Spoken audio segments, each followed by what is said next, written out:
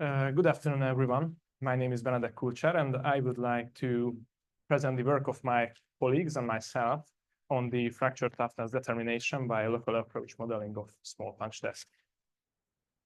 Here you can see the outline of my presentation. I will start with a brief introduction, and then I will go through the steps of the determination of fracture toughness, from the determination of damage parameters to the simulation of 1P CT specimens. First, the small punch test method. This is a standardized material testing method, which can be done during operation, which is very advantageous, especially in the nuclear power plant industry.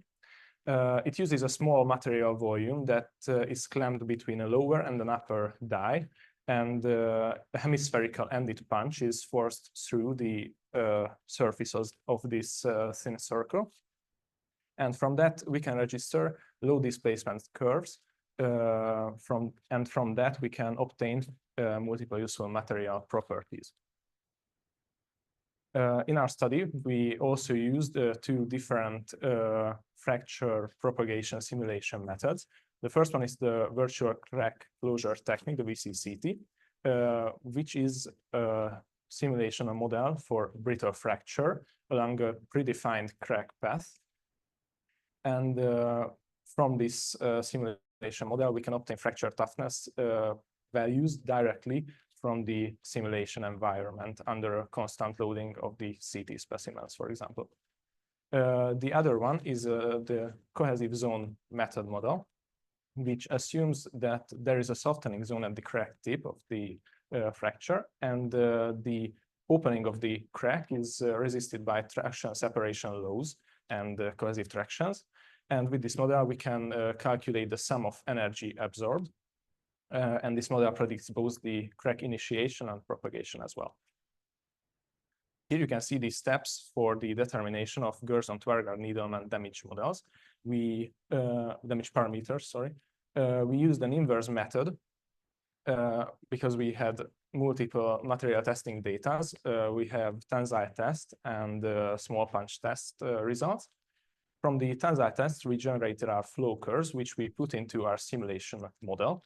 And then, with the help of the artificial neural network system, we generated more than 90 samples of Gerson-Twerger-Needleman parameters. And we put these parameter sets into the artificial neural network system. And then we found the best fitting curve for our simulation, for our measurement curve of the small punch test. And then we can obtain our best Gerson-Twerger-Needleman parameters. Then we had, so in the first step, we had to build our simulation environment. From the first simulation with a simple geometry, we saw that there were some scatter in the first part of the low displacement curve, and the sample thickness reduction was not monotonic also. So we knew that there were some problems in there. We knew that our flow curves were good because in a previous study, it worked well. So we found out that there were some micro displacements in the measurement. Therefore, we decided to use springs in different locations of the model, and we taken into account the punch deformity as well. We came out with an average geometry because we observed 4 different materials, 2 in as received states and 2 in irradiated states as from the as received materials.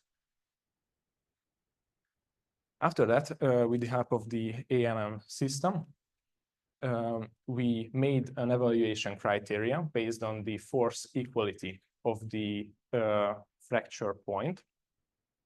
As you can see, we only accepted our results if we had the same force at the failure void volume fraction of the measurement and the simulation curve. With the help of these criteria, we obtained 4 different Gerson parameter sets for our 4 different materials. Okay, we had our damage parameters and we can run our simulations of CT specimens, but we didn't have any material tests that measure the GR curves. So we have to came up with the idea that we can estimate these GR curves and J integral values with the help of the ASME CC N830 Part 1 standard, which is a standardized calculation method for the estimation of fracture toughness values with the help of the master curve reference temperature T0. We done that, and we estimated the fracture toughness values for both of our materials. After that, we built our 1TCT simulation environment. We made our simulations with the loading and unloading scheme, as you can see it on the animation as well, to be able to evaluate our simulation results with the standard ASTM E1820 Part 20. After that, we ran our simulations, and both as received states came out as a ductile crack. And after the evaluation, we saw that there were a pretty good agreement between the estimated fracture toughness values and the simulation values. As I forgot to say that we built our simulation with a combined method of the VCCT and the Gerson parameter model.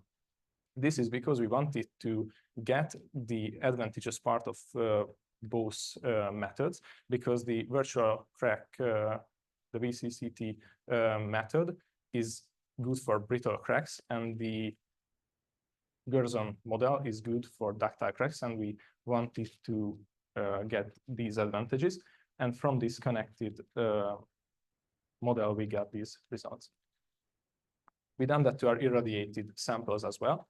In the first one, we got ductile crack, but in the second one, we got a short and very rapid cleavage because of the neutron irradiation and brittlement of the material.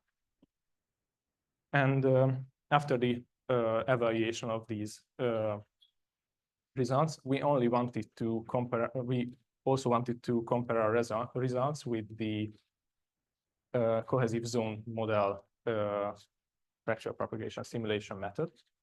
So therefore, we illustrated our J integral values in the function of the critical energy release rate values.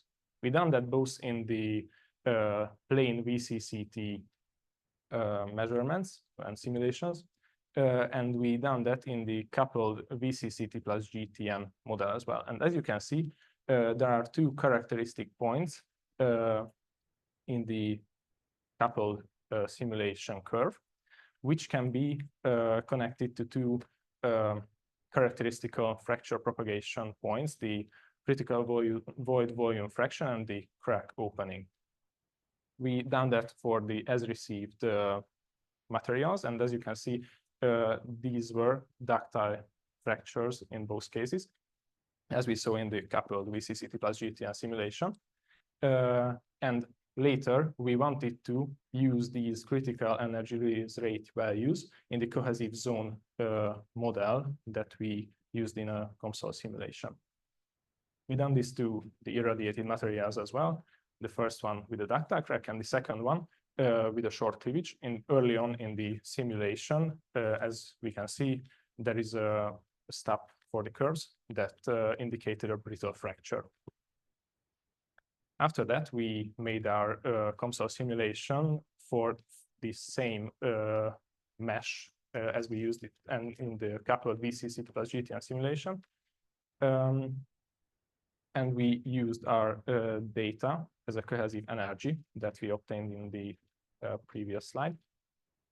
We used the linear low and the trapezoidal shape because in the literature research, we saw that this was the best approach for the simulation of ductile cracks. So we only simulated the ductile materials that we observed. We done our simulations, and from that, you can see we also done these simulations with the loading and unloading scheme. We also evaluated our results with the standardized method, and we got fracture toughness values in a good agreement with the estimation and the VCCT simulation as well. So conclusions and summary. We demonstrated that the inverse method determination of the Gerson-Twergat parameters can be done with the simulation of the small punch test. And we saw that there were good agreement between the cohesive zone model, the VCCT model, and the combined VCCT plus GTN model simulations in the fracture toughness values. And in the future, we plan to use the VCCT plus GTN to simulate the brittle ductile transition zone as well. And we would like to say thank you to the Smart IoT project, which is founded this work. Thank you very much.